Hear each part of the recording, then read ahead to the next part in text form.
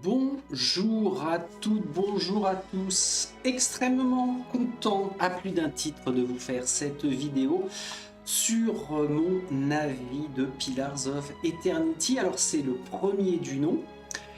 Ça y est, ça y est les amis, je l'ai terminé. Ça fait quoi? Ça fait une poignée de jours. Alors vous pouvez voir l'intégralité des aventures extraordinaires de Coraline de Tyr sur la chaîne bien sûr. Donc Pillars of Eternity, c'est un RPG fantasy développé par Obsidian. Il est sorti en 2015, donc pas spécialement jeune, mais j'ai eu la surprise de m'apercevoir qu'en 2022, il reste tout à fait correct pour moi et de ce que j'en attendais en priorité en termes de graphisme. C'est ça ce qui aurait pu me rebuter. J'aime bien les jeux quand même où j'arrive à me projeter et où ça me procure une très forte immersion, et ça passe pour ma part par les graphismes justement. Donc je suis plusieurs fois content, d'une part parce que je l'ai fini, et je l'ai fini 3 fois. Ensuite, ensuite, parce que ça m'a fait plaisir de renouer cet été avec ce style de jeu vidéo, sachant que j'avais complètement arrêté depuis 9 ou 10 ans, en même temps que les jeux de rôle sur table, tout bêtement. Et enfin, je suis content parce que ça m'a permis de faire toute une campagne de Pillars en vidéo. Alors, je vous le dis tout de suite, ce Pillars, je le trouve vraiment très très bon. Pour vous détailler mon ressenti, je vais d'abord faire un petit tour global, un petit tour du propriétaire, et puis ensuite j'irai du moins bien au très bon. Alors on va commencer par quoi? Le visuel, oui, le visuel, tout bêtement, je vais aller piocher une sauvegarde chez Coraline. Alors peut-être dans les débuts, j'avais pas fait trop de sauvegardes. Acte 3, le pont. C'était quoi ce pont? Je ne sais plus. Fin de l'acte 2. Allez, fin de l'acte 2, on y va. Donc les graphismes. Et le design en général, on en a un très bon exemple là, par exemple. Un très bon exemple, par exemple. On va la refaire. On en a un très bon exemple, sous les yeux, avec cet écran de chargement. Tous les écrans de chargement sont comme ça, super bien dessinés. Les couleurs, moi je les trouve vraiment bien choisies. On a le petit rappel qui va bien sur des astuces en jeu. Et alors sur les graphismes, que ce soit les intérieurs ou les extérieurs, vraiment c'est un très bon point, parce qu'il y a énormément de détails. Ça m'immerge dans le monde de façon vraiment très très poussée. Alors, d'ailleurs, dans ma partie solo avec le moine, j'ai souvent joué comme ça, en vue très rapprochée, pour m'imprégner de ce que j'avais sous les yeux.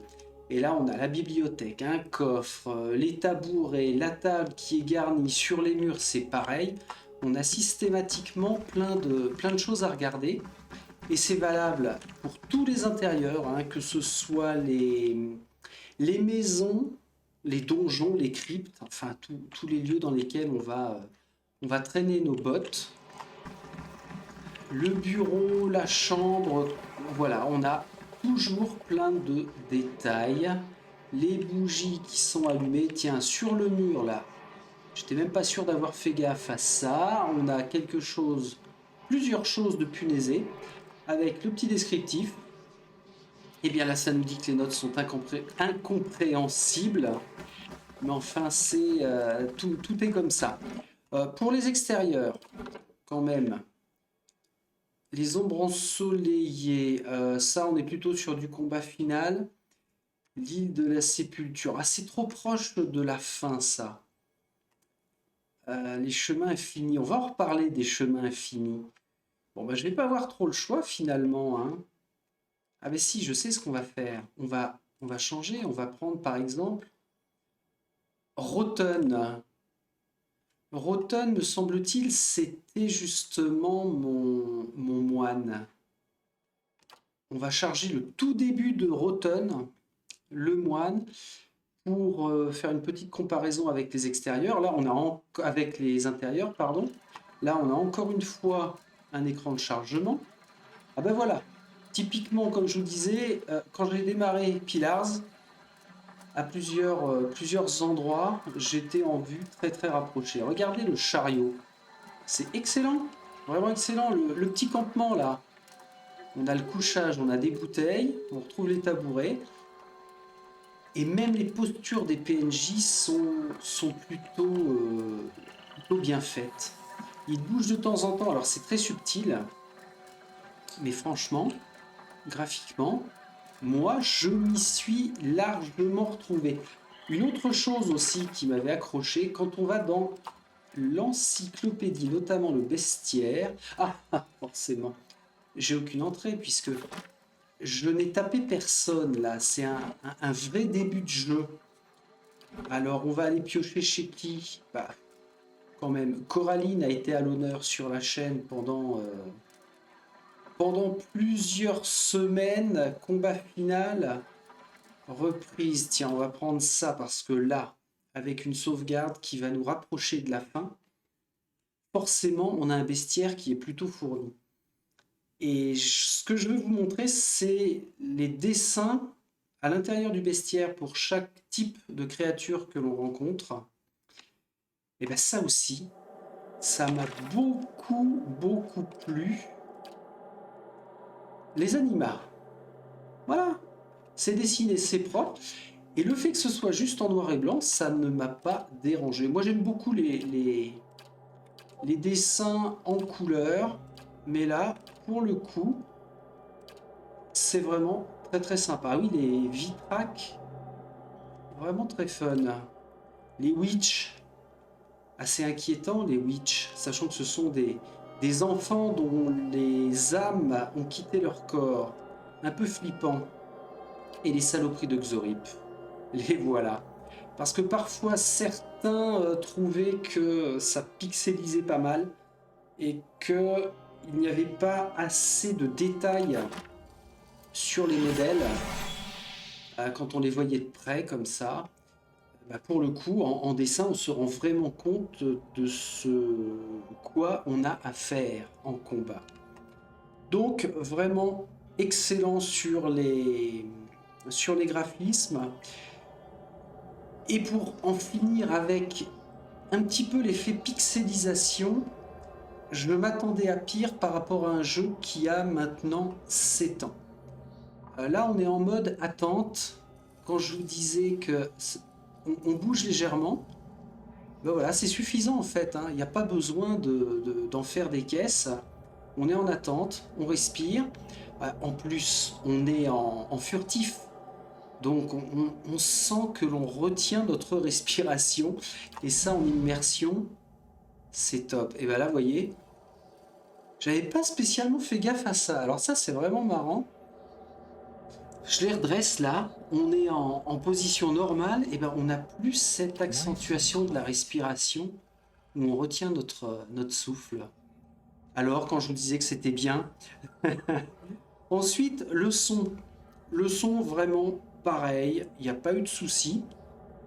Que ce soit en combat ou alors quand on parcourt le monde. Les voix aussi, d'ailleurs, en parlant du son, sont vraiment très très sympas.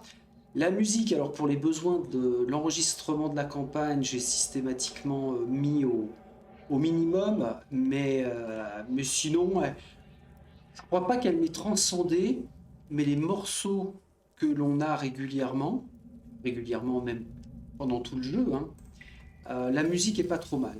Alors là, je sais pas si j'ai mis assez fort, mais on entend la roche qui vibre là, on entend des bruits. On entend même d'une salle à l'autre, avant même que l'on découvre qui pourrait se trouver à l'intérieur de la prochaine pièce, on entend à l'avance ou bien des bruits de pas, ou bien des bruits de créatures. Donc ça permet quand même que l'on fasse attention et qu'on se prépare. à un combat ou à une rencontre éventuelle. Ensuite, les options de jeu. Alors, les options de jeu, là, pour le coup, je ne me souvenais pas qu'avec les jeux avec lesquels j'avais fini ma carrière de joueur PC, roleplay PC, les jeux avaient autant d'options possibles. Et là, encore une fois, je vais employer le terme excellent, parce que c'est ultra varié. On a un choix nickel pour se créer des parties plus ou moins dures, sachant que on démarre avec le temps d'histoire, où là c'est le mode vraiment le plus facile. C'est même encore plus facile que le mode facile qui vient juste après. Au milieu, le mode normal. Le mode difficile avec lequel j'ai joué 95% du temps. Et oui, et puis alors le dernier, la voix des damnés, où là, c'est vraiment pour les purs costauds, hein. On ne peut d'ailleurs pas le cliquer. Une des très bonnes idées qu'on va retrouver d'ailleurs dans tout un tas de jeux actuels, depuis 7 ans au moins, c'est que même en cours de partie, on peut s'amuser à changer de mode de difficulté, ou bien pour avancer plus vite, ou alors si on décide de rejouer de façon différente mais qu'on n'a pas trop envie de faire une micro-gestion de l'équipement et autres. Donc ça c'est possible en cours de jeu, sauf avec le mode voix des damnés, où là on est sur un mode comme ils le disent. Alors faut pas que je bouge la souris. Les statistiques des ennemis sont un petit peu plus élevées et elles ont des bonus. On affronte bien plus d'adversaires lors des rencontres. Et attention, cette option ne peut pas être modifiée en cours de jeu, elle s'applique uniquement aux joueurs qui souhaitent se lancer dans les rencontres les plus difficiles. Ça ne me correspond absolument pas. C'est pas possible. Et puis en plus de ça, du mode ultra difficile, là, on a un mode. Alors où est-ce que je le chope d'ailleurs? Le mode, c'est pas Iron Man. Euh, Ah bah c'est celui-là, c'est Voix des damnés, avec l'histoire de la sauvegarde que l'on ne récupère pas. Ah tiens, j'ai un petit doute, mais enfin, c'est un mode que l'on a l'habitude d'appeler Iron Man. Une fois mouru, une fois foutu, une seule sauvegarde, et puis quand on perd, eh bien on perd, on perd la partie, et la sauvegarde s'efface. J'ai réussi à jouer avec ce mode-là pendant 2 ou 3 heures, je crois, avant de prendre la confiance. J'avais créé un roublard et je me suis fait démonter lors d'un combat un petit peu trop précipité. Et autant vous dire que j'ai pas à réessayer, hein. Une fois, ça m'a suffi. Alors maintenant, puisque je parle de combat, je vais, comme je vous le disais en intro, vous parler de Pillars en démarrant vraiment par des petites choses que j'ai catégorifiées comme étant bof. J'ai noté combat. Alors les combats, je les ai trouvés sympas mais plutôt bof, avec ce principe surtout de pause active. Quand on déclenche un combat, on a cette possibilité de faire des pauses. Moi ça me gêne. Ça me gêne parce que je perds en détail d'action. J'ai l'impression de me faire un petit peu pas de me faire avoir, mais de pas être au taquet. Parce que ça coupe énormément l'action. Je suis souvent en train de faire pause, même si on peut la ralentir. Là, en bas à gauche, vous voyez que la flèche s'éclaire. Ça, c'est le mode lent. Enfin, vitesse réduite plutôt. C'est valable aussi bien pour les combats que si je me déplace. Alors, en plus, je suis furtif, donc ça n'arrange rien, mais voilà, quand je me déplace en mode lent, on prend vraiment le temps. Si je passe en mode normal, on va vraiment plus vite. Et puis, grosse différence et une très bonne idée, si je passe en vitesse doublée, là, on galope. Je suis pas fan non plus de cette vitesse-là, mais elle est extrêmement pratique. Et au moins, ça existe, on a la possibilité de doser.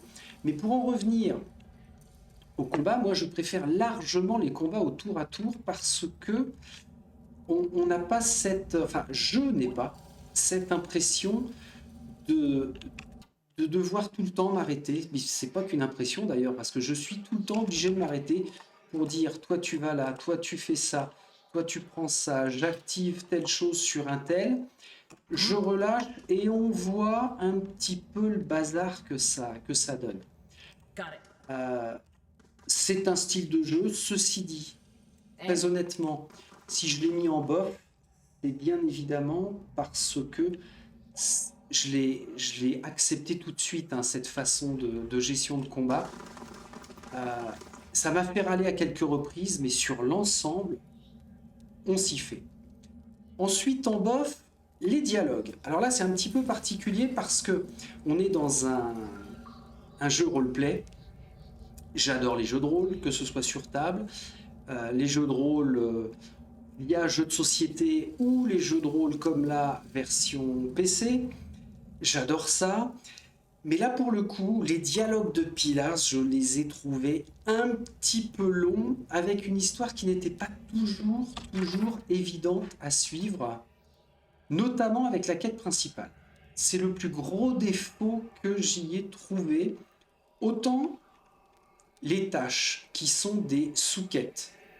On a un descriptif, c'est relativement rapide, simple à lire, et les dialogues qui concernent les tâches sont très courts, c'est concis, c'est clair, il n'y a pas de souci. Les dialogues qui concernent les quêtes, même chose. On est plutôt sur quelque chose de très concis, ça va vite, on capte de A à Z. Par contre, Obsidian a voulu nous peaufiner au maximum le background et l'histoire que nous offre leur jeu. Mais alors, en termes de dialogue, ça amène, comme je le disais, des dialogues qui sont trop longs, avec des noms qui ne sont pas évidents à se mettre en tête, pas forcément pratiques à retenir. Et même s'ils sont relativement adultes et en version française, moi je les ai trouvés bien traduits, pour la plupart, non vraiment oui, même la grosse majorité. Et ben, le souci c'est que la longueur et certaines tournures de phrases font que on se perd un petit peu, puis au bout de 4, 5, 7, voire même plus de 10 minutes à plusieurs reprises, plus de 10 minutes de dialogue à lire, on a envie quand même de passer à autre chose et puis de reprendre un bon vieux combat histoire de se vider la tête. Donc, dialogue très bon, mais trop long. Et c'est d'ailleurs ce qui est revenu souvent sur certains commentaires que j'ai pu voir passer. Et pas mal de joueurs ont arrêté en partie à cause de ces dialogues. Ils n'ont pas réussi à s'immerger à cause de ça. Ensuite, j'ai noté en bof, une chose toute bête, c'est le niveau maximal. Où est-ce qu'on le retrouve? Voilà, c'est là, au milieu, là. Le niveau max, c'est 66 000 points d'XP. Ouais, c'est ça, points d'XP. 66 000, et ça nous permet d'atteindre le niveau 12 dans le jeu de base normal. Si on veut dépasser le niveau 12, ça nous oblige à prendre le DLC, la marche blanche de mémoire. Et ce qu'il y a, c'est que en faisant vraiment le jeu de A à Z, tout du moins en le ratissant au maximum, même si on passe à côté de certaines quêtes, on engrange beaucoup plus que 66 000 points d'XP, et ça aurait mérité d'accéder au moins au niveau 14, parce que au bout d'un laps de temps, après beaucoup d'heures de jeu, je suis d'accord, mais quand on a atteint le max, ben, il y a un manque. On sait qu'on rend des quêtes, on voit que l'on emmagasine encore d'autres points, mais au final, ben, ils ne servent plus à rien. Donc ça, c'est peut-être un équilibrage qu'ils auraient dû faire pour miser sur le niveau 14 ou niveau 15, pour se donner un vrai challenge pour aller au bout du bout. Ensuite, et dernier point que j'ai trouvé bof, c'est lorsque l'on a la possibilité... Ah, je ne peux pas accéder à la forteresse ici, parce que ça va concerner la forteresse. Alors, on va prendre une fin de l'acte 2. Chemin fini, là je devrais pouvoir... on en reparlera des chemins finis d'ailleurs. Mais on va prendre ces chemins finis pour pouvoir vous montrer l'interface de la forteresse. Et on a la possibilité, quand on a construit les geôles, donc les constructions sont ici, la mise à niveau. Les cachots, ce ne sont pas les geôles, ce sont les cachots. Donc on construit des cellules sous notre forteresse et on a la possibilité, ça nous permet de faire des prisonniers lors de nos périples. Grosse déception de ce point de vue-là, parce que ce soit avec le moine ou avec Coraline, et en ayant des statistiques intelligence, détermination différentes, que j'aurais pensé qu'il allait me débloquer des options de dialogue différentes pour faire des prisonniers, pour faire que certains méchants diquent et puis acceptent qu'on les emprisonne, et ben ça s'est pas produit systématiquement. Avec ces deux héros-là, je n'ai eu la possibilité que de capturer un seul type. Alors ce qui est bien dommage parce que on enchaîne à un moment du jeu des primes où on va courir après un grand nombre de grands méchants. Et j'aurais cru, plutôt que de les tuer systématiquement, j'aurais cru qu'on aurait pu les capturer pour aller les mettre dans les geôles et puis aller leur rendre visite, pour les titiller un peu, pour les agacer. Et ben ça c'est dommage, c'est pas possible. Donc c'est extrêmement, extrêmement limité. Et comme je disais, même avec des scores en dialogue, c'est pas dialogue, ce sont des scores, voilà, détermination ou intelligence, je crois que ce sont les seuls stats, ces deux-là, qui permettent de déverrouiller des options de dialogue assez différentes les unes des autres. Et bien même avec des hauts scores comme ça, non, il n'y a pas eu moyen, ça n'a été à chaque fois un seul prisonnier. Alors c'est très bizarre. Est-ce que ça a été un oubli? Est-ce que ça a été au départ une volonté des développeurs et puis en fait ils se sont dit bon, allez on va laisser tomber l'option, je ne sais pas. Mais en tout cas, moi ça m'a fait dire ah mince, mais mince de mince. En tout cas maintenant on va passer au chapitre des choses vraiment, vraiment simple. Alors, tout d'abord, est-ce que je reste là? Oui, je peux rester là.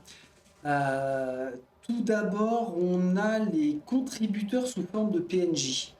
Ah ben non, je ne reste pas là, il faut que je vous montre ça. Parce que quand je dis que c'est vraiment sympa, le pont, tiens ça peut être pas mal. En fait, tous les contributeurs qui ont participé à la campagne Kickstarter du développement de Pillars se sont vus attribuer un personnage en jeu et notre héros a la possibilité de se rendre auprès d'eux et de découvrir une petite histoire liée à ces contributeurs. Voilà, très bon exemple. Quand on voit, revenez là les gars, revenez là.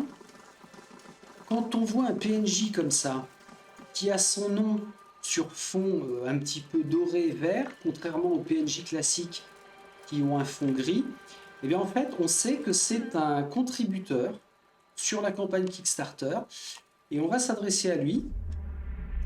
Et ce que l'on peut faire, c'est s'approcher de son âme de façon à lire un texte qui est en rapport avec Zoran Zenus Kavik. Donc ça nous raconte une partie de son histoire. C'est assez sympa, mais il y a tellement de contributeurs, et tant mieux, parce qu'au moins comme ça, Pillars a pu être peaufiné et voir le jour. C'est très sympa, c'est un super clin d'œil, mais par contre, après l'avoir utilisé une quinzaine de fois, je me suis lassé, parce que ça a cassé la fluidité de l'aventure. Mais bon, encore une fois, ce clin d'œil est super, super gentil de la part d'Obsidian. Autre chose de très sympa que j'ai un petit peu utilisé, ce sont les scripts. Je râlais un petit peu tout à l'heure par rapport au combat qui était en temps réel avec la pause active. Heureusement, il y a des scripts de combat. Alors, ils existent, c'est bien, mais ils sont perfectibles en fait. Et pour le coup, rien ne vaut la micro-gestion pour maximiser les ciblages des attaques, des sorts avec la fameuse pause. Alors les scripts, l'intérêt c'est que on a un comportement de classe et un paramétrage sur les attaques automatiques. À chaque fois, on a 3 possibilités, à 4 dans l'attaque automatique. Donc rien qu'avec ça, on a quand même de quoi jongler. Le souci, c'est que on a une intelligence artificielle qui est un petit peu perfectible, notamment sur les déplacements. Et on a l'impression que malgré ce que l'on a programmé pour les PNJ, pas pour nos compagnons plutôt, il y a des choses qui passent à côté. Donc pour le coup, bah, rien ne vaut la gestion manuelle, c'est vrai. Un intérêt quand même, c'est que par moment, alors pas avec le moine, pas avec Coraline, mais avec Verminkill, quand j'ai fait ma 3e partie, cette intelligence artificielle m'a permis de passer seulement en spectateur. Je déclenchais un combat. Tiens, bah on va le faire par exemple, on va aller attaquer des gardes. Alors on va passer en vitesse lente pour bien se rendre compte, mais avec la touche A, je décide que Coraline tombe dingue et vient attaquer le garde. Bah là, je me mets en posture de simple spectateur et puis je vois comment ça se passe. Donc ils échangent des coups. On a le temps de voir ce qui se passe en bas à droite, hein, sur les dégâts qui sont faits, etc. Là, je touche à rien. Hein, vous voyez, je suis pas en, je déclenche pas la pause comme ça. Je laisse vraiment faire. Alors, mes autres compagnons ne bronchent pas parce qu'ils ne sont pas en mode agressif. Et par moments, c'est vrai que c'était sympa de laisser se dérouler le fil de l'action et puis de voir bah, comment ça allait se passer. En fait, je m'en suis servi au début pour un petit peu peaufiner les différents scripts. Pour se dire, bon, bah alors, par exemple, Pallegina, c'est peut-être pas défensif que je vais mettre, mais ça va être plutôt du préventif. Ce genre de petites choses. Bon, monsieur le garde, vous m'avez agressé, excusez-moi, mais voilà, là, vous voyez, hop là. Bon, il a pas pu survivre, hein, le pauvre, c'est normal. Hop là, tout redevient normal. Alors ça n'affole personne hein, autour de nous, il n'y a aucun souci de ce côté-là, on peut même le fouiller tranquillement. Un petit peu d'argent, ce qui ne sert à rien, mais ça fait toujours plaisir à ce stade. Ensuite, vraiment sympa, l'histoire en elle-même. C'est vraiment pas ce qui m'a le plus emmené dans le jeu, et pourtant l'histoire et la trame, c'est bien construit. Alors au début, on découvre la faculté de notre héros. Ensuite, on comprend la faculté. Et puis enfin, on court après le grand méchant, après Taos, pour lui mettre la misère et avoir les explications en fait définitives sur le pourquoi de tout ça. Alors le fil conducteur est suffisamment détaillé, parfois même trop. Là, ça rejoint les dialogues trop touffus que j'évoquais tout à l'heure. Et par rapport à l'histoire elle-même, je me suis perdu à plusieurs reprises sur son cheminement. C'est pas toujours très clair. Ça a été plus clair quand j'ai rejoué la seconde fois. Et même la 3e fois encore plus clair quand vraiment il y a eu des pièces de l'histoire que j'avais pas forcément capté et j'ai enfin pu tout remettre dans le bon ordre. Alors cette histoire, forcément, nous amène un grand méchant et c'est toujours très important dans ces jeux-là d'avoir un grand méchant à détester. C'est ce qui nous fait lever le matin, nous, les aventuriers. C'est notre raison d'être, d'aller contrecarrer les plans d'un grand taré. Et là, pour le coup, le fameux Taos. C'est un grand méchant, oui, mais je ne l'ai pas trouvé spécialement attachant. J'ai bien vu que c'était un gros lourdingue hein, à aller contrer parce que la menace que l'on nous explique est suffisamment importante, il n'y a pas de souci, mais la personnalité du grand méchant, eh ben, elle m'a quand même pas enthousiasmé. Alors, graphiquement en plus, il n'est pas extraordinaire. Je vais vous le présenter quand même. Alors là, il faut que je remonte sur le tout dernier combat. On en est où? On serait bien là. Alors ça, c'est le début. On va tester ça. Si ça se trouve, il est déjà tombé. C'est peut-être une sauvegarde que j'ai réussi à réaliser avant même de clore Pillars of Eternity. On va bien réussir à le trouver avant de passer au chapitre des choses que j'ai trouvées excellentes. Vraiment très très bonnes. Alors, montre-nous. Bah le voilà. Le voilà, Monsieur Taos. Donc c'est un grand magicien, on est d'accord. Il a eu une multitude de vies, il n'y a aucun souci. Ah mais là, il n'en est plus à parler, là, pardon.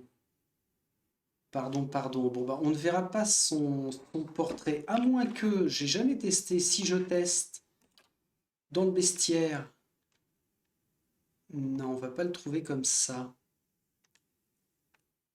Journal, les visions, non, on n'a pas d'image dans les visions ou la biographie. Ok. Bon, bah écoutez, là, on l'entreaperçoit, Mister Taos. Graphiquement, contrairement à tous nos PNJ ou notre choix de portrait, là, c'est super parlant, ils sont vraiment très très stylisés. Le gars Taos, non, il m'a pas embarqué. Ça n'est pas grave. Maintenant, le chapitre sur les choses vraiment très très bonnes. D'abord, la durée de vie. Ah ben là, c'est parfait d'en être ici parce qu'en termes de durée de vie, là, on est vraiment sur le combat final. Ce que je recherche, moi, dans un jeu de société en général ou un jeu vidéo, c'est d'y rester longtemps. Vraiment de pouvoir prendre le temps de parcourir toutes les cartes, de faire les quêtes, de faire la gestion de l'artisanat, le développement d'un lieu comme c'était possible avec la forteresse. Et tout ça, je l'ai retrouvé dans Pillars. Ce qui m'y a fait y rester à 2 heures près, en tout, c'est 200, à peu près 280 heures de jeu. Là, c'est carrément top. Alors pourquoi autant? Parce qu'il y a une très bonne rejouabilité. Donc c'est vraiment un pari réussi de mon point de vue d'avoir repris avec Pillars of Eternity. Le découpage d'ailleurs de mon temps de jeu, on va reprendre par rapport aux créations. La première héroïne que j'ai créée, c'était Rotana, il me semble. Elle m'a duré 45 heures et j'ai fini par lâcher, même 46 heures.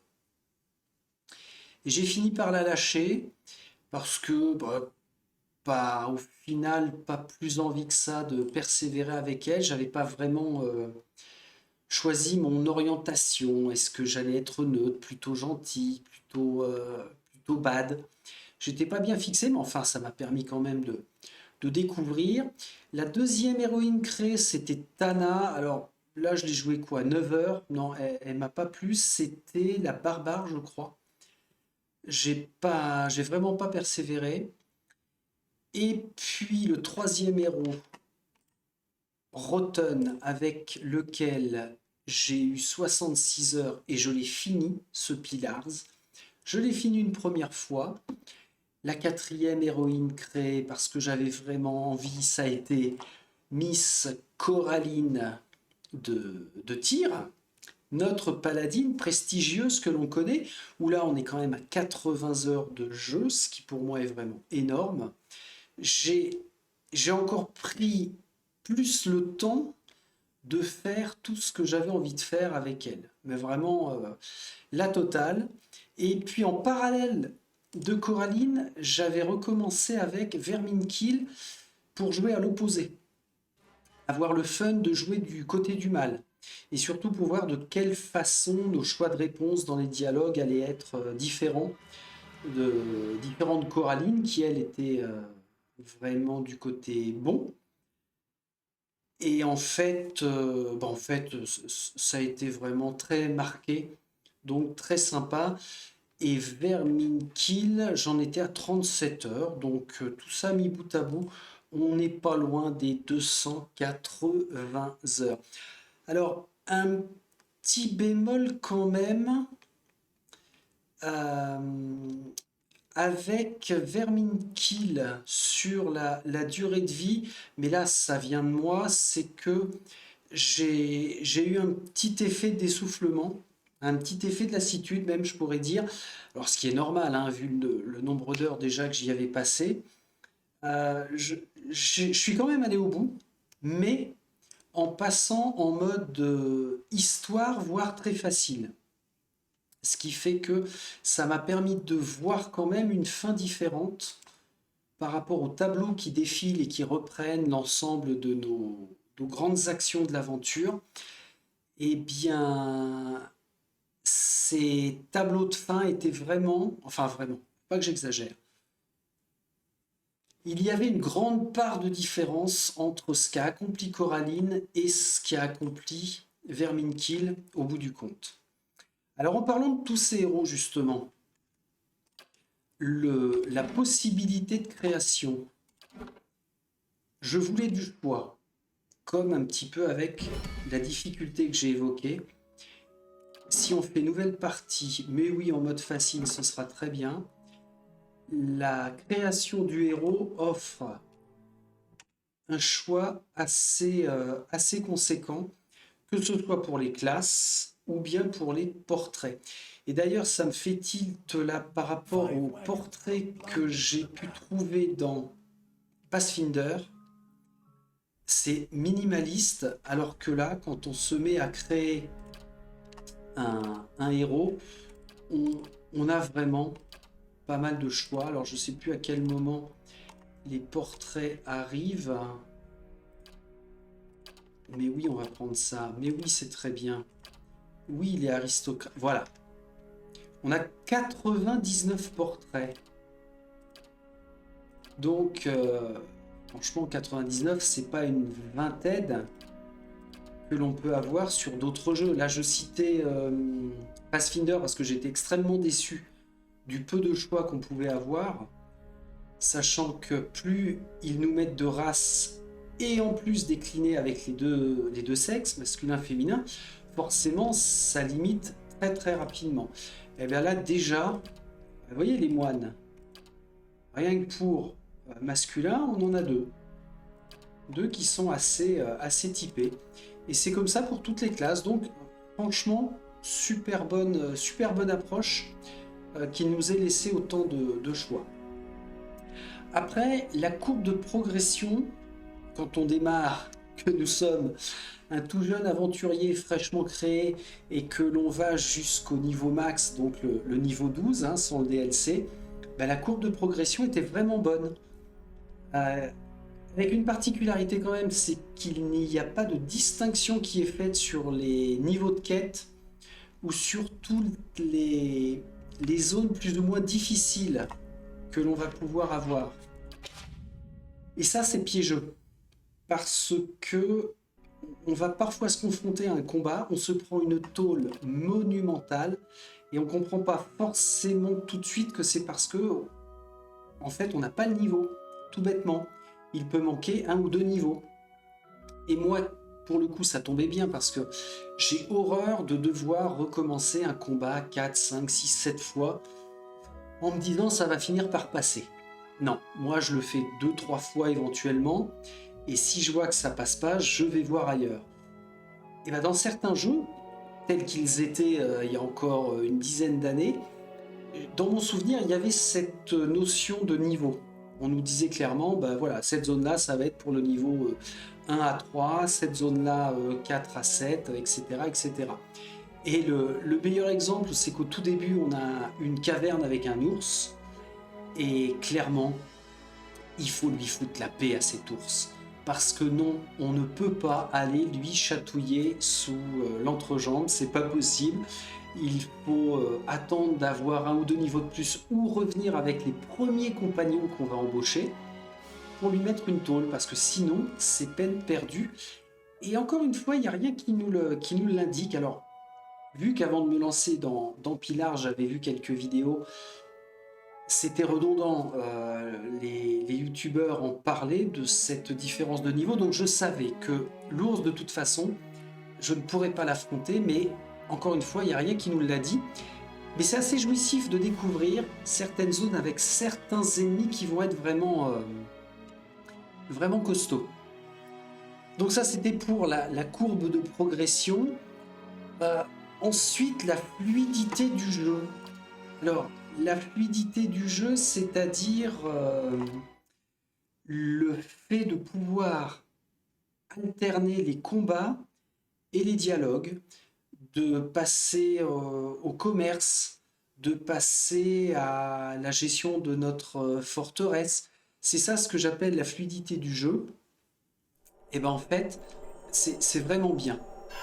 C'est toujours très agréable de pouvoir avoir le choix, de se dire, allez tiens, là je vais me faire une session découverte d'une ville, et puis pendant une heure et demie, on parle à plein de gens, on découvre les lieux.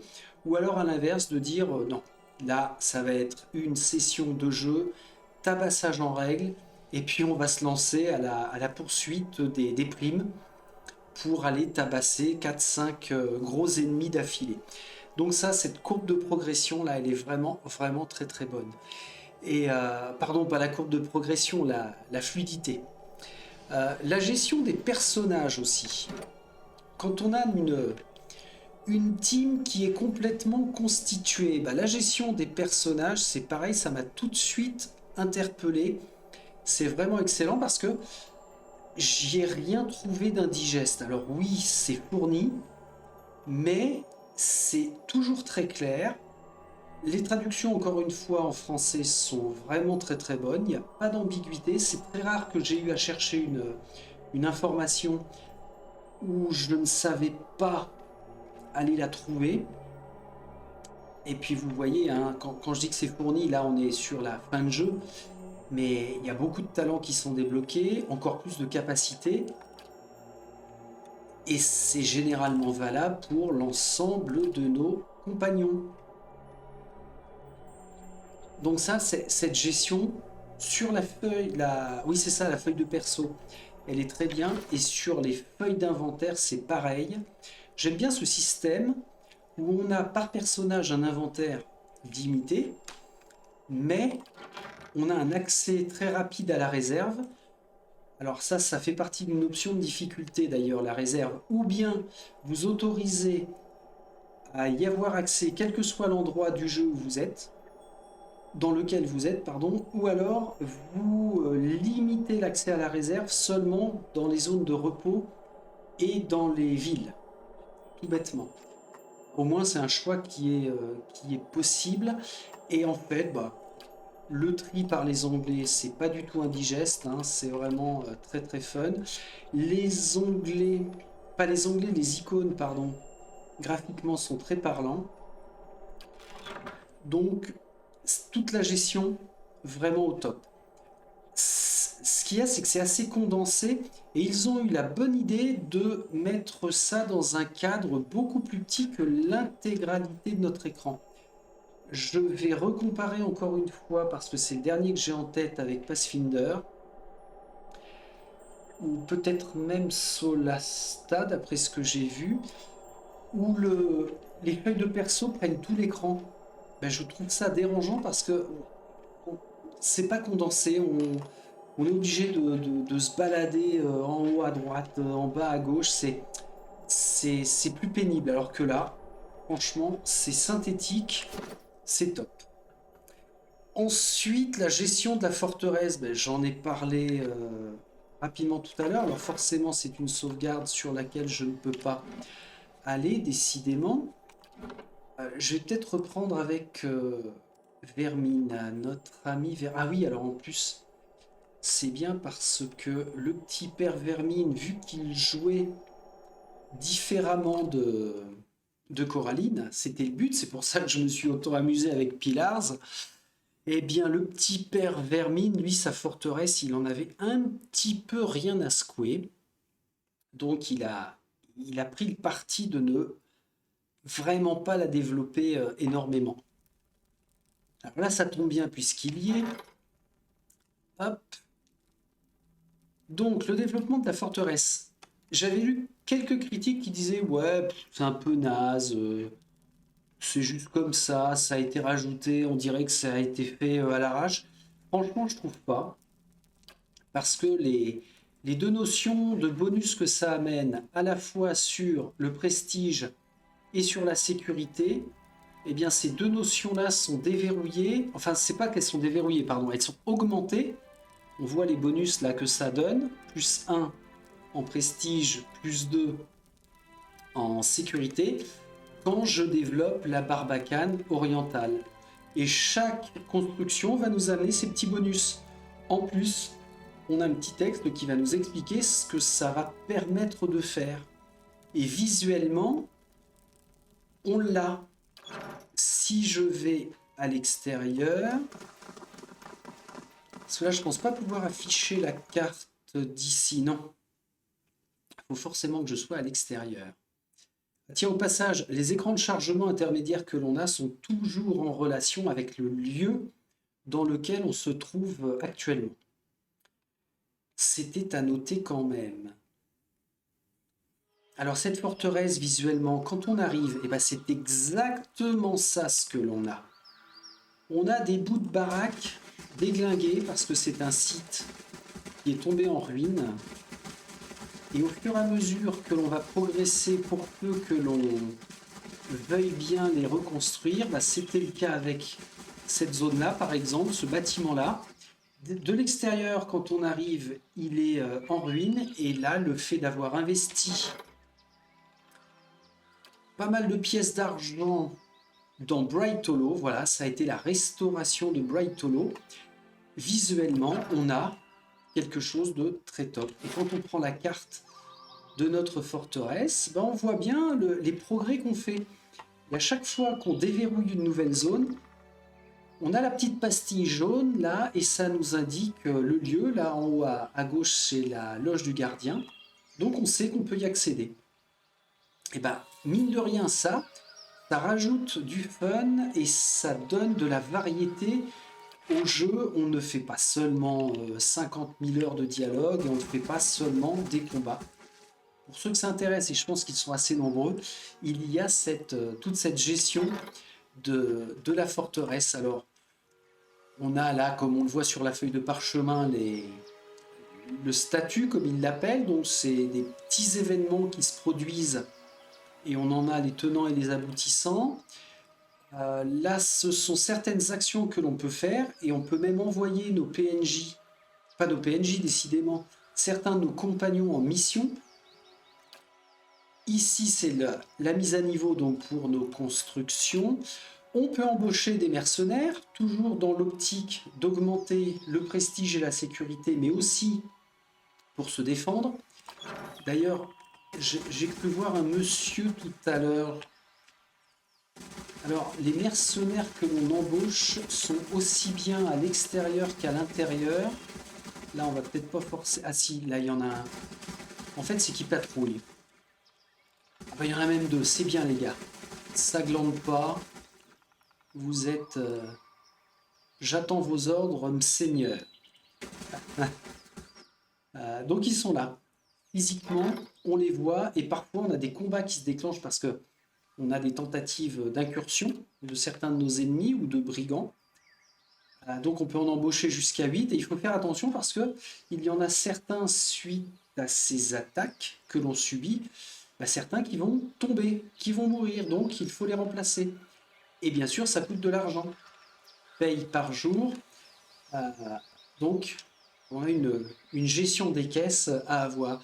Et puis le dernier onglet de la forteresse, c'est toute la gestion du groupe, où avant de partir en mission, on peut dire, bah non, toi tu restes là, on va prendre à Lot, oh, puis peut-être mère en deuil parce que sur telle quête, eh ben, je vais plus avoir besoin de lancer de sorts. Donc on a le choix, ça c'est cool. C'est pareil, c'est vraiment cool. Alors justement, tiens, les quêtes, enregistrer les modifications, absolument pas. Concernant les quêtes, c'est vraiment top avec nos trois catégories. Comme je le disais, les mini-quêtes, ce sont les tâches. C'est généralement ce qui va être très rapide. Ensuite, on a les quêtes elles-mêmes, donc c'est ce qui va nous rapporter, je pense, une grande quantité de points d'XP quand on les mène de A à Z. Et puis enfin, bah, la troisième grande catégorie, c'est notre quête principale, ce pourquoi on en a chié quand même pendant la soixantaine d'heures. Et toutes ces quêtes-là, est-ce qu'il y en a eu une avec laquelle je me suis ennuyé? Je dirais non. Franchement, je dirais non parce qu'elles sont pas spécialement longues. Elles nous font pas mal voyager. Et d'ailleurs, à ce titre, si je prends la carte, voilà. Quand je parle de voyage, ce qui est sympa, c'est que c'est pas parce qu'on a déverrouillé une zone et qu'on l'a visitée entièrement qu'on ne va pas y revenir. Donc ça, c'est bien. On a des petits allers-retours comme ça en cours de quête à faire. Et c'est sympa parce qu'on se dit, ah tiens, oui, c'est vrai, j'avais un petit peu oublié ce lieu. Ça faisait plus de 20 heures que j'y étais pas retourné. Bah, c'est sympa de le redécouvrir et puis d'y faire encore autre chose. Donc, vraiment, toutes les quêtes, elles ont été très très agréables à faire. Alors d'ailleurs, avec Vermin Kill, je ne suis pas allé au bout de toutes les primes. Bah, encore une fois, par la fameuse l'effet lassitude hein, qui a pu se produire, mais au moins elles sont existantes. Donc on les fait ou on les fait pas.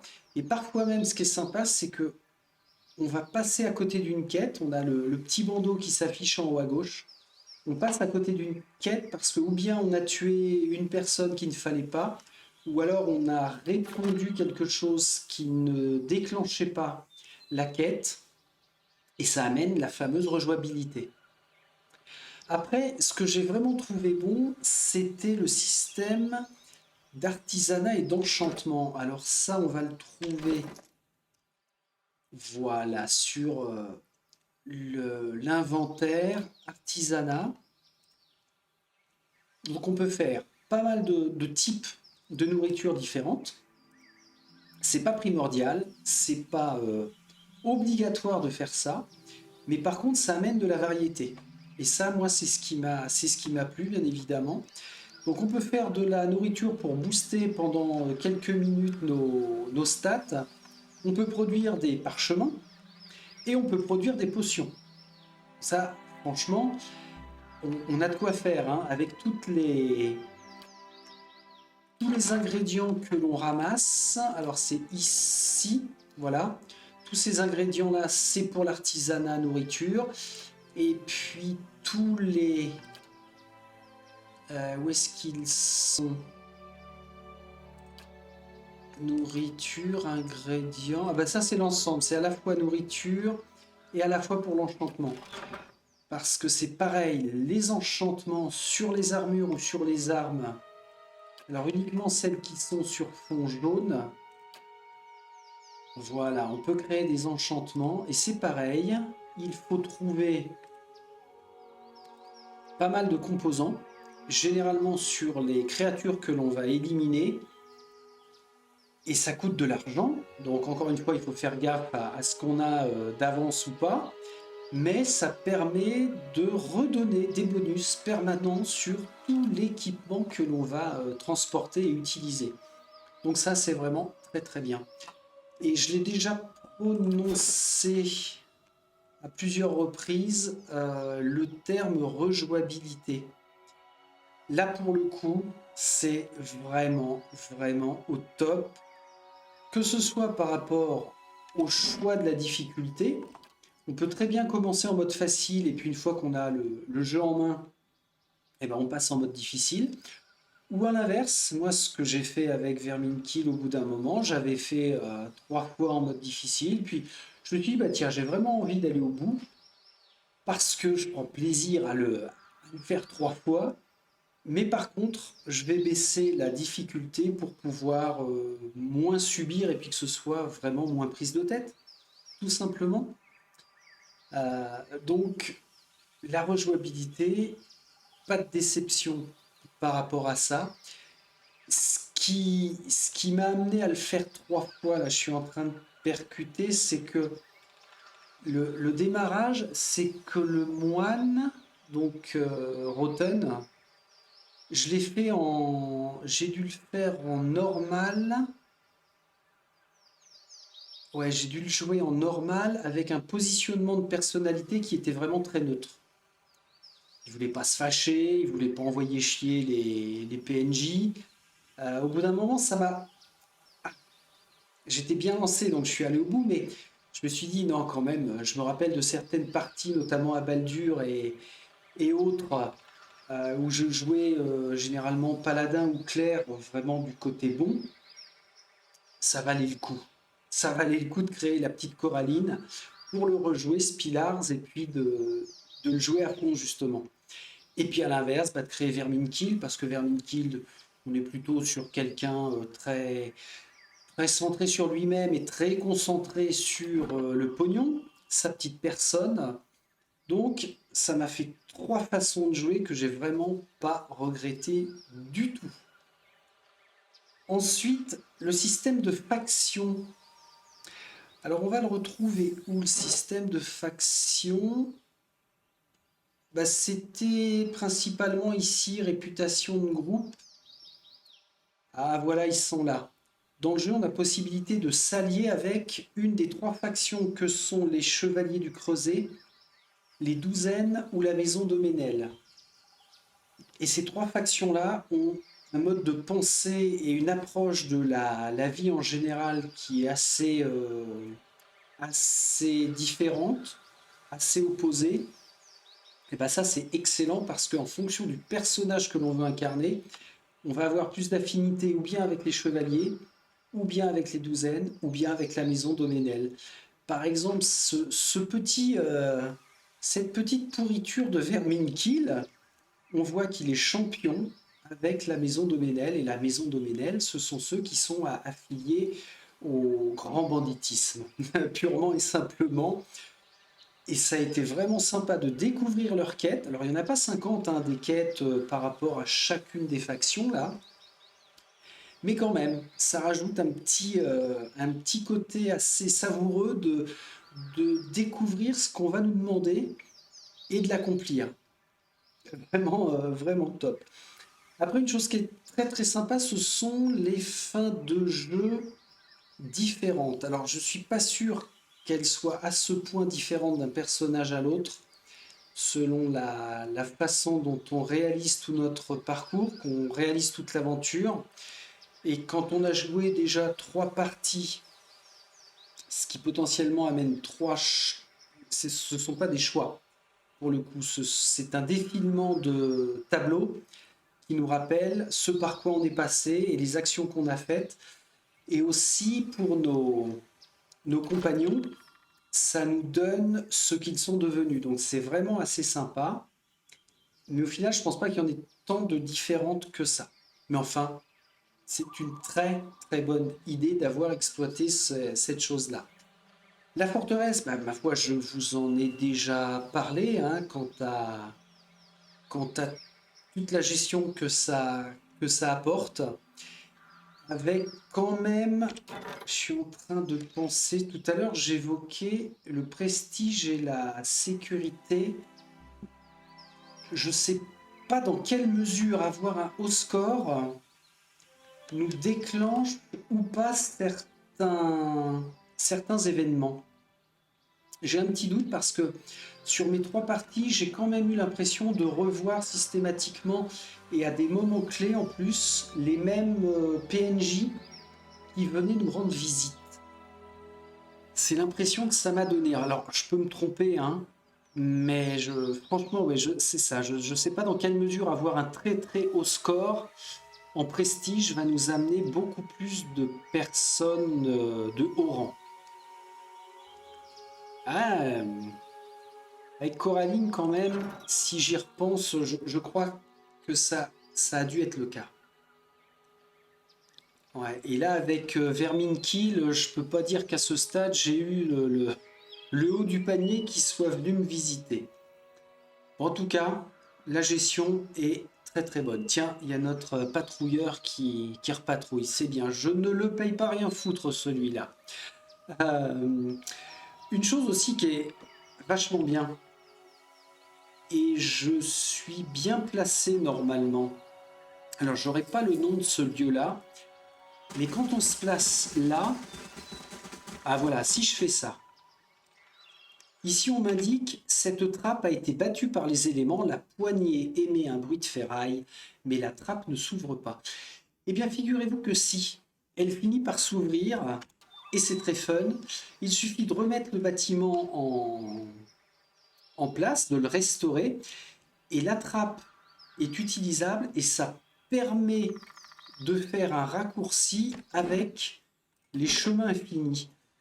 Et justement, les chemins infinis, puisque nous sommes dans la catégorie excellente de Pillars, eh bien, on va les évoquer. Alors, par contre, pour que je puisse y avoir accès... Oh, ça, c'est top. La fameuse Dragon d'Adra, que l'on trouve, figurez-vous, au dernier niveau des chemins infinis. Alors, tout d'abord, c'est quoi les chemins infinis? Eh bien, sous notre forteresse, très vite, une fois qu'on a pris possession des lieux, on nous indique qu'il y a des chemins infinis d'Odnua. Odnua, c'est le concepteur. En fait, les chemins infinis, c'est une succession de cartes, de labyrinthes, avec des menaces de plus en plus dures. Donc ça représente un challenge qui est vraiment très poussé. Ce ne sont pour la plupart que des combats, mais outre le fait d'avoir justement ce fameux challenge, ça rapporte des objets, ça rapporte alors des objets magiques, c'est intéressant.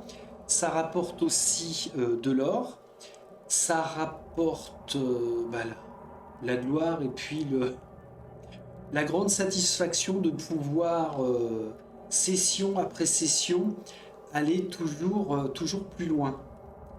Alors, est-ce que je suis bien placé là? Oui, parce que hop, hop, hop, que je garde en tête le fait que nous étions en train de parler. Ah oui, alors, je parlais des graphismes au tout début en préambule. C'est pareil, à certains moments, on a la possibilité d'avoir accès à des petites histoires comme ça, avec des choix. Et graphiquement, vous voyez que c'est comme avec le bestiaire, c'est du noir et blanc, mais je trouve ça très stylé. On est sur un style BD qui me parle beaucoup. Et ça permet à plusieurs reprises de passer des petites zones de transition. Alors là, je vais leur demander d'accélérer le pas pour vous montrer que, chose intéressante avec la gestion de la forteresse, c'est que quand on a pris le temps et l'argent nécessaires à la restauration, eh bien la trappe avec le bâtiment nous permet de nous créer un raccourci pour éviter d'avoir à nous taper tous les escaliers. Voilà, c'est ici. Tous les niveaux plutôt. Vous allez voir la bonne idée qu'a eu Obsidian. Voilà. Parce que j'ai restauré le bâtiment, je peux passer du niveau 14 directement à l'extérieur. Ben voilà, au niveau 1. Alors on a un temps, quand on change de carte, à chaque fois un temps de déplacement en jour ou en heure. Là pour le coup, c'est quand même 15 heures, hein, je crois. C'est ce que j'ai lu. Pour remonter tout en haut.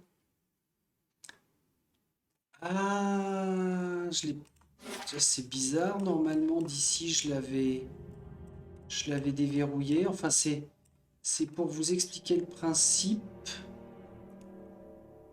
Ah bah peut-être pas, je l'ai... Oh, c'est étonnant. Franchement, c'est étonnant. Enfin, tout ça pour dire que le raccourci existe et que ça amène quand même un gain de temps qui est vraiment, vraiment sympa. Et alors, le parti pris que j'avais fait avec Vermin Kill, contrairement à Coraline, Coraline, elle, c'est pas compliqué, elle a dépensé toute sa fortune dans la restauration. Ah bah ok, tout n'est pas fini là. D'accord, bah c'est pour ça. Et c'est bien Coraline que j'ai pris. Hop, n'importe quoi. J'ai pas changé. Qu'il est couillon celui-là. Ah non mais je vous jure. Vermine s'incruste. Coraline, enfin ma petite Coraline. Si ça se trouve vous l'aviez vu derrière votre écran.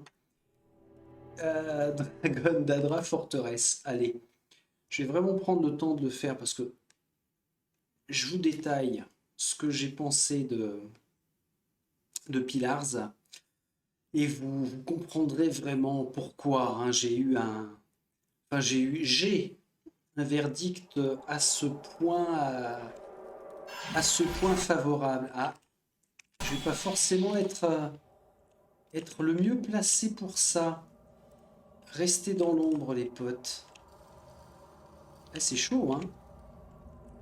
Ah, quel plaisir de revenir piloter nos petits camarades. Je peux ou pas? Je crois. Escalader les roches. Oh la vache. C'est bueno. Allez, on y va. Pour avoir vraiment un test complet de A à Z. Crapahuté, crapahuté.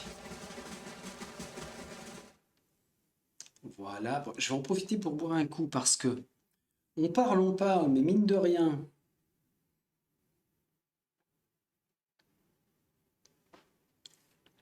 Voilà. Donc, je reprends le raccourci qui est là. On part du niveau 14 et nous avons maintenant la possibilité de sortir à Kednua. Ah non, que 6 heures. Oh, bah alors, c'est pas les 15 heures de trajet annoncé, mais enfin 6 heures quand même, c'est pas mal. Et là, écran de chargement, on voit que nous allons sortir dans la forteresse, à l'extérieur, et pile poil à l'endroit de la trappe. Voilà. Et d'ailleurs maintenant, on n'a plus de... Alors on voit que la maison est, comme je disais, la maison a été restaurée, bah, partout d'ailleurs, hein, puisque Coraline a quand même bien œuvré pour sa réputation dans la forteresse. Tout a été construit. Donc voilà, les développeurs ont pensé à nous faire ce petit raccourci via ce bâtiment. Et pour les chemins infinis, c'est top, hein, parce que quand on crapahute à l'intérieur, et croyez-moi, on fait pas mal d'allers-retours, parce que quand je parlais de challenge tout à l'heure sur les combats, on doit démarrer au niveau, quand nos personnages sont aux alentours du niveau 3 ou 4, quelque chose comme ça. Donc ça permet de nettoyer le niveau 1, niveau 2 des chemins infinis, après ça devient trop balèze, on va faire des quêtes ailleurs, on grappille des niveaux. J'ai dû y retourner 3-4 niveaux après, ce qui m'a permis de faire les labyrinthes 3, 4, 5. 6, ça commence à être costaud. Je suis remonté, j'ai fait autre chose. Enfin, vous voyez, la progression était vraiment sympa parce que j'avais vraiment envie de voir ce qu'il y avait au bout du bout de ces chemins infinis. Et bah, j'ai pas été déçu parce que on tombe sur un combat monumental. Et malheureusement, ce combat monumental, je n'ai pas pu le passer. Alors, je ne l'ai pas passé en mode difficile, je ne l'ai pas passé en mode normal, et je crois, pour avoir essayé de mémoire, j'ai pas dû pouvoir le passer en mode facile. Et est-ce que je l'ai tenté au niveau temps d'histoire? Je ne sais plus. Je ne sais plus, je ne sais plus. Mais enfin, en tout cas, c'était mon dernier point sur le paragraphe excellent de Pillars, les fameux chemins infinis. Alors, je vais revenir au menu pour vous donner, eh bien, forcément, pour vous donner le grand oui sur ce Pillars. Bien évidemment que je l'ai beaucoup apprécié. Alors, en fait, c'est simple. Si comme moi, vous aimez les jeux de rôle, que ce soit les jeux de rôle en général ou les jeux de rôle sur PC, si vous aimez la fantasy, que vous aimez avoir du choix dans la création, sur la finalité d'une quête, que vous aimez les jeux où on y passe des heures et des heures, et puis surtout, parce que ça c'est primordial pour moi, des jeux immersifs et narratifs, eh ben allez-y, sans aucun problème, je peux vous le recommander. Et même si là c'est 7 années d'ancienneté, parce que je vous rappelle qu'il est de 2015, bah, je pense qu'on l'a vu suffisamment là, hein, que ce soit par le biais de mes vidéos ou par ce que je vous ai montré là, il reste encore aujourd'hui graphiquement vraiment très très bon. Donc le grand oui.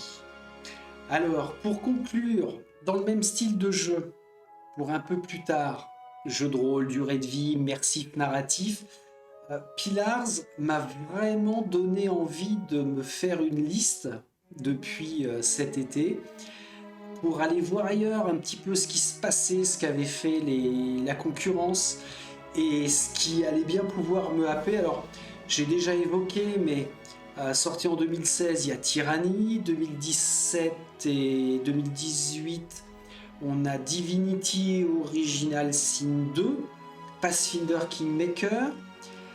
Sorti aussi en 2018, nous avons la suite de Pillars of Eternity, donc le 2.